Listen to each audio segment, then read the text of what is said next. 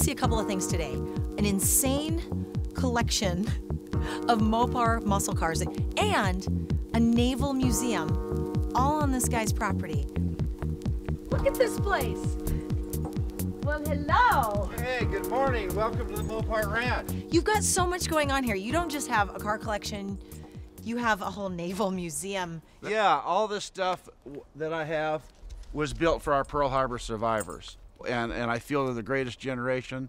So I wanted to do something in their behalf. If you ever saw that movie Pearl Harbor that came out, I think in the 90s Oh, or absolutely. something. So they show a scene where the Japanese are coming in from the mountainside and the civilians are shooting at the planes. My grandparents were shooting at the planes, and I'd always heard that story from my dad. I copied the World War II Fletcher class destroyer. This is the exact size and shape, complete with ship's mast, surface search radar, air search radar, aircraft warning lights at night. Wait, is this an authentic door? Did you have it made? It's What? It's rare that it's stainless steel. A lot of your watertight doors are not stainless. But yeah, this is actually U.S. Navy. Look at that. Wow, and how old is this? This is from the 40s. What? The USS Terry. So this is what your pilot house looks like What? inside a 1942 ship's pilot house. This control panel is off a World War II destroyer, and I made it operational. This controls your radar antennas. Do these lights turn on? Oh yeah, this is your aft lights. This is your forward lights, and then at night you run darkened ship. See these are darkened ships, so so your eyes will adjust. This is your aft bulkhead lights. I can't believe this all works. And You had to do a ton of research to get this right. No, it was all from memory. Really? All the years I worked on the ships, so there was no drawings. I didn't, copy anything except, the dimension. What was your capacity as a civilian? Well, I started out in weapons. Oh, weapons. And then from weapons, then I went to a pipe fitter, and I was a marine machinist. And then I got into waterfront design, so. What is this? This is a binnacle. The binnacle is nothing more than the stand that holds. If you look inside, it's the ship's compass. Okay. Now this binnacle is the only thing that's not period correct. This guy says, oh, I have a binnacle, I'll sell you.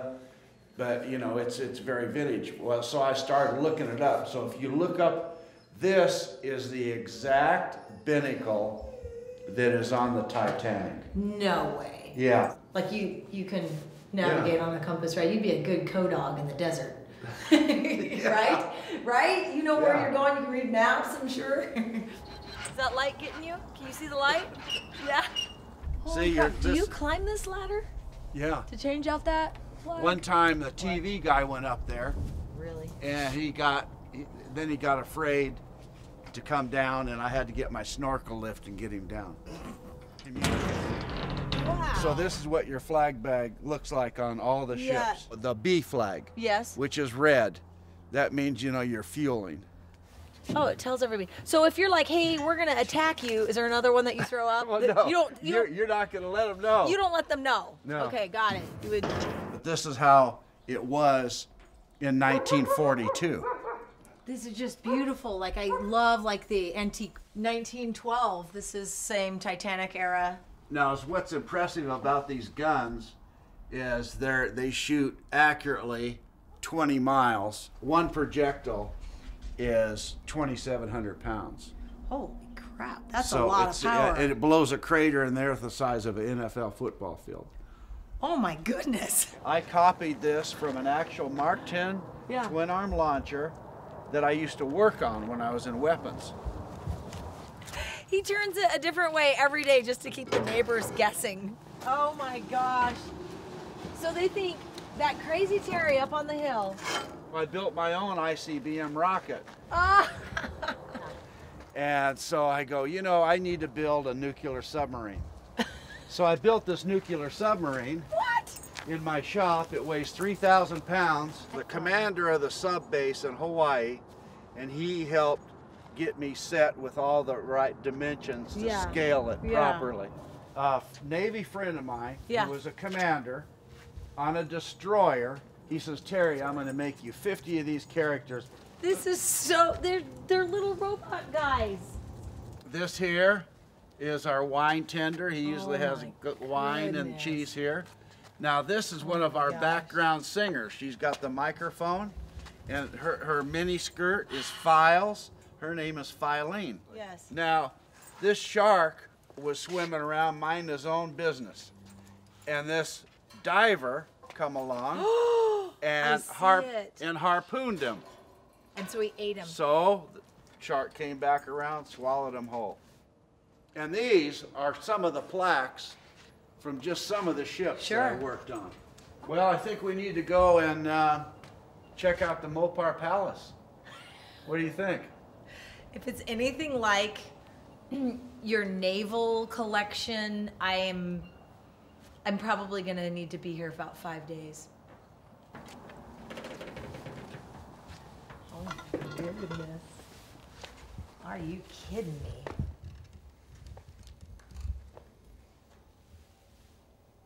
Oh my gosh. So this This one, is insane. this is a 70 CUDA, Yeah. and so I restored all these cars. Am I allowed to touch it? And- You know, you're not allowed to touch people's cars. That's the rule. You can't touch their car. Well, pretty much. Kind of yeah. want to touch it. In 1969 to 70, they came out with high impact colors. Not only were the wild colors, but they had catchy names.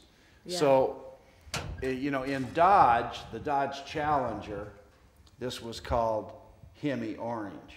Okay. Yeah. But Plymouth named it Tor Red. Wow. This is the 446 pack. This is called, in Plymouth, the CUDA, it's called Limelight. But Dodge Challenger, same color, called it Sublime Green. Got it. So they had these catchy The names. same paint code and everything? Same paint Yeah. code. When I started buying these cars again, I bought them in the 80s. So like this car here in the 80s was 5,000. This car was 5,000. But this car was metallic blue because the guy didn't like the Limelight green. Here we have 69 Roadrunner, 4-speed car. Yeah. When I redid this one, I put roller rockers in it, Yeah. radical cam. Sure. So it's just. Oh, yeah. It doesn't want to go slow. No, It wants to take off. this is one of my favorite cars, actually. Looks so. Now over here, here's another 440, Yeah. but this one happens to be an automatic. Okay. This is called Vitamin C Orange. Vitamin C. Yeah. Now this 68 Charger, Wow. the most popular Charger used to be the 69 because of the Dukes of Hazzard. Right. And you know, the Yeah, Duke yep. boys. I But do now know. the 68 is more popular. This was the Charger, the model that they used in the movie Bullet with Steve McQueen. This Charger here is one of 37. Really? And it's got, Holy this has got the crap. original top on it, original interior. They made some of these Chargers that were totally loaded with everything you could think of on there. And then they put them on the showroom floor. So you'd have a car with all these Fully bells and loaded, whistles. Yeah. And this was one of them that I bought from the original owner, and it was one of 37. How many miles are on it? This one just turned 68,000. Okay, this is the Plymouth GTX. Yeah. It's the first year of the GTX, and they called this the gentleman's muscle car. Now, why would they call it that? Well, it's a step up, and it is a Belvedere GTX, Okay. but it's a step up on the trim, the upholstery. They only had 2 motors in these to offer, and that was a 440 and a 426 Hemi. So it was the real thing. So all these had some serious Yeah. horsepower. Yeah, for sure. And so this was the first year. This one nice. happens to be the maroon with the white interior. The white interior is called the Western Weave. Does she have a name? Don't tell me you haven't given her a name all these years. Yeah, but robots have she's names. really not all focused all the time, so I call her Purple Haze. Good one. the color of this is plum crazy purple, Roadrunner. Now, this Roadrunner is a 70, and this is the first year that they did the Roadrunner with the dust trail. Yeah, I was gonna say. So is it's that, like, see is the that OEM? This. Oh yeah. This? Oh my so goodness. the Roadrunner, he ran out of the scoop. Yep. He leaves this dust trail. That is so cool. And so, and they only did this for 1 year. Now, That's awesome. This was a complete body change from the 69. So the 68 and 9 were close to being the same thing. Then 70 is a one-off model. And then 71, 2, 3, and 4, they were another body So style. this one's very rare. Yeah, to this get a is the most 70. rare Yeah. model. Now, I'll show you this elephant under here. Good grief. So this is your 426 Hemi. Good night. It's That's the a two 4-barrels. This is a 4-speed car.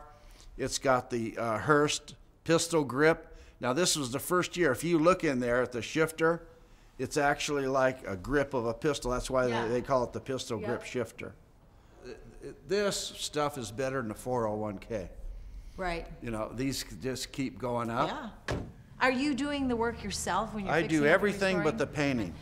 And do we know which one I get to drive yet? Is it up to me? Is it up to you? Because So this will give you an idea of how I color coordinate. so we're gonna. So you got the orange hat, orange glasses, orange cup to drink out of, orange socks. Do I need to like see the outfit before I agree to which car it is? Are you gonna be in the outfit, or I don't have to be in the Oh outfit? no! Right? Oh no! You're gonna have to be in it. Okay. Oh, so why don't you decide what you think would be best? Holy mackerel! There she goes. Now we're having fun. Just get up and go. This thing is awesome. It's fun to drive. The steering wheel is so big. Yeah. It's driving a boat. Okay, so it's a pretty sensitive steering too. It like rocks around. Yeah. Yeah, is there any sway bars on these things? You know, one of them does. I don't remember if it's the orange one or this one that has sway bar. Yeah. Dude, with all this stuff going electric and all the rules changing, these things are gonna even just continue to go up in value as they get harder to find and. Well, unless our governor, you know, he wants to get rid of gas cars. Well, there's a lot of states that won't do that, I'm sure. Yeah. There's just too many people. Yeah. Yeah, you're right. You see, that's another thing. Women, I feel, are more observant about a lot of things than men. For example, of all these. Think? Oh yeah. Of all these different car shows. Yeah. And, you know, a couple will walk by, the woman says, wow, that guy, that's cool, he matches his car. Yep. Say, yeah, maybe the guy's focused only on the car, but the women, you know, they scope everything. See? Yeah.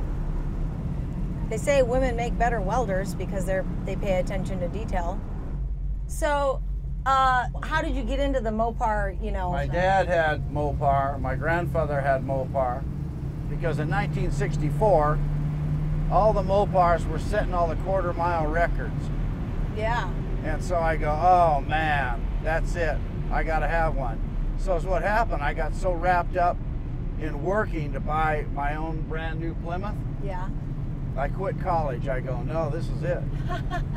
It was the greatest time to grow up because we had the muscle cars, the serious horsepower, and the best rock and roll. Right. So awesome. It's beautiful. I was sponsored by Ritchie and Ritchie.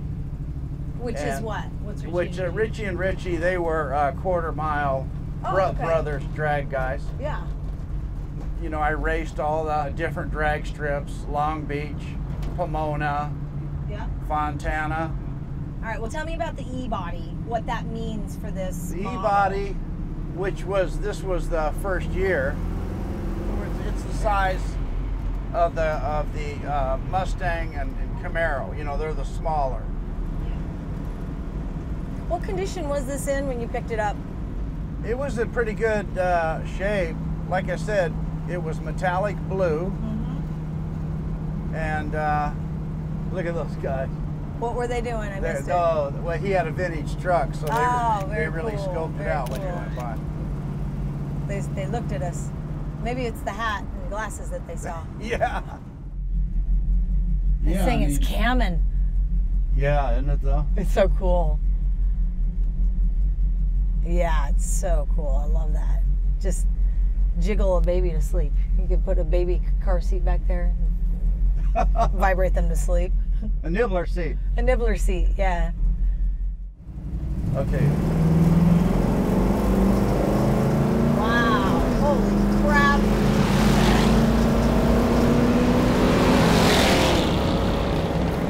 Doesn't want to shift. Or is that it? That's no, the you're highest already goes? in high Oh, gear. this is very low geared. Yeah. Torquey little thing. Wow.